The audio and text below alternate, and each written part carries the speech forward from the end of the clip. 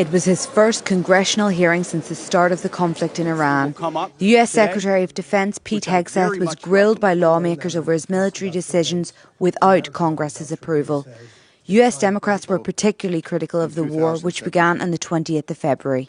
Secretary Hegsheith, you have been lying to the American public about this war from day one, and so has the President. You have misled the public about why we are at war. You and the President have offered ever-changing reasons for this war.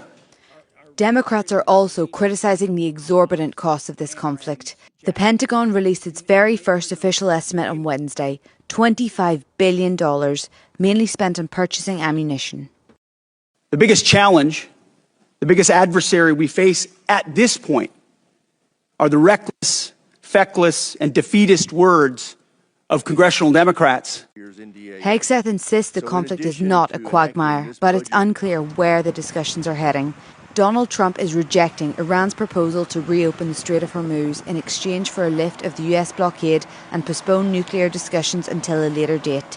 The US President also said that he held a phone call with Russia's President Putin over the war with Iran. Putin offered to help the US handle Iran's enriched uranium as part of a potential nuclear deal without giving further detail. He told me he'd like to be involved with the enrichment if he can help us get it. They're not going to have a nuclear weapon. They know it, and just about everybody else does. And so we talked about that a little bit. He doesn't want to see them have a nuclear weapon either. In the absence of further negotiations, Iran's foreign minister has been trying to drum up support for his country. He conducted phone calls with various officials in Lebanon, India, Poland and Kenya, along with the president of the International Committee of the Red Cross.